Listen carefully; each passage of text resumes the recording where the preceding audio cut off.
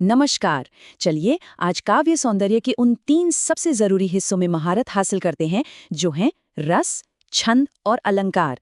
हम कुछ ऐसी जबरदस्त ट्रिक्स जानेंगे जो न सिर्फ एग्जाम में आपका कीमती समय बचाएंगी बल्कि पूरे नंबर लाने में भी आपकी मदद करेंगी।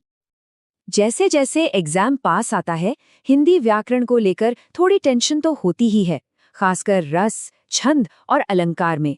लेकिन अब घबराने की कोई बात नहीं।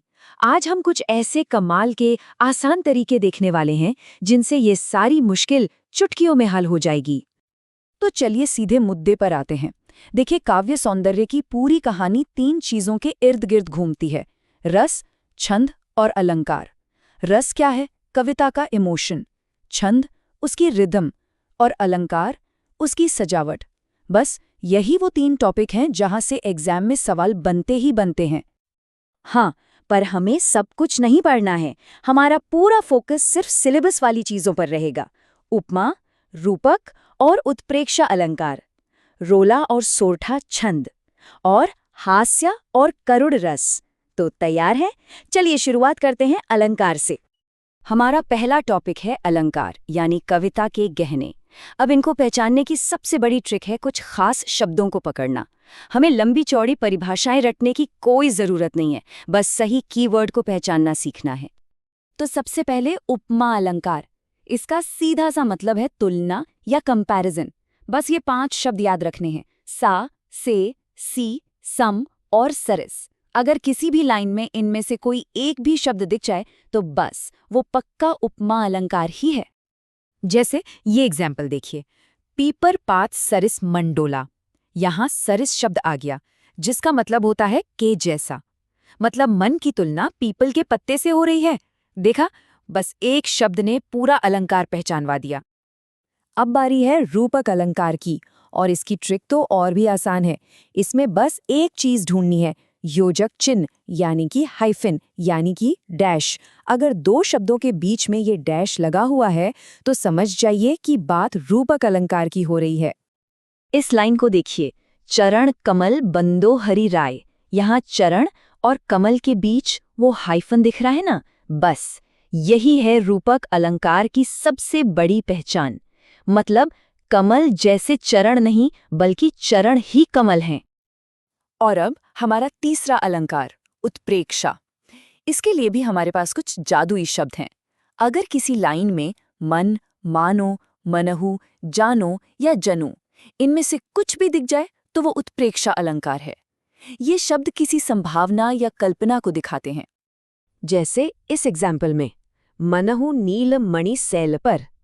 यहाँ जैसे ही मनहु शब्द आया, ये एकदम साफ हो गया कि यहाँ कल्पना की जा रही है। तो कीवर्ड देखा और जवाब मिल गया। सिंपल। तो चलिए एक बार फटाफट रिवाइज कर लेते हैं। उपमा के लिए क्या देखना है? सा, से, सी जैसे शब्द। रूपक के लिए योजक चिन्ह यानी हाइफन, और उत्प्रेक्षा के लिए मन, मानो जैसे शब्द। बस इन 3 ट्रिक्स से अलंकार का कोई सवाल गलत हो ही नहीं सकता। चलिए अब आगे बढ़ते हैं छंद और रस की तरफ। और यकीन मानिए, इनको पहचानने की ट्रिक्स तो अलंकार से भी ज्यादा तेज हैं। यहाँ मात्राएं गिनने का कोई झंझट ही नहीं है। छंद पहचानने के लिए मात्राएं गिनना भूल जाइए, बस एग्जाम्पल का साइज देखिए।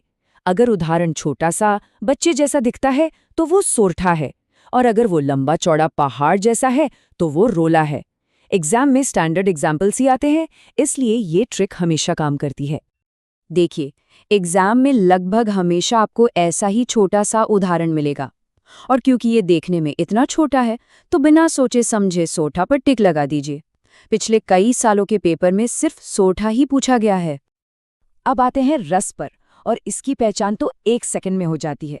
अगर उदाहरण में हंसे या हंसी से जुड़ा कोई शब्द है तो वो है हास्य रस। और अगर आपको एक एक्सक्लेमेशन मार्क यानी विस्मयादि बोधक चिन्ह दिखे, जो अक्सर दुख को दिखाता है, तो वो है करुण रस। ठीक है, तो अब तक हमने सारी ट्रिक सीख ली हैं। अब वक्त है एक छोटे से टेस्ट का। स्क्रीन पर कुछ सवाल आएंगे और देखते हैं कि कितनी जल्दी सही जवाब पकड़ा जा सकता है। तैयार हैं? चलिए शुरू करते हैं। इस लाइन में कौन सा अलंकार है? यहाँ सी शब्द दिख गया, और सी का मतलब है उपमा अलंकार। देखा कितना आसान था। और इसमें क्या लग रहा है? अरे वाह, अंबरपन घट और तारा घट के बीच में हाइफन लगा है, तो ये साफ साफ रूपक अलंकार है। बहुत बढ़िया। अब सोचिए, एक उदाहरण है जो साइज में एकदम छोटा है, 4 नन्ही नन्ही लाइनें। तो ये कौन सा छंद होगा? बिल्कुल सही, ये सोरठा है। साइज वाली ट्रिक कभी फेल नहीं होती। ये आखिरी सवाल, शीश पर गंगा हंसे, इसमें कौन सा रस है? हाँ, हंसे शब्द खुद ही चिल्ला चिल्ला कर बता रहा है कि यहाँ हास्य रस है। कमाल है, सारी ट्रिक्स एकदम सही काम कर रही हैं। तो ये थी वो सारी ट्रिक्स जो काव्य सौंदर्य वाले सेक्शन में पूरे नंबर दिलाने वाली हैं।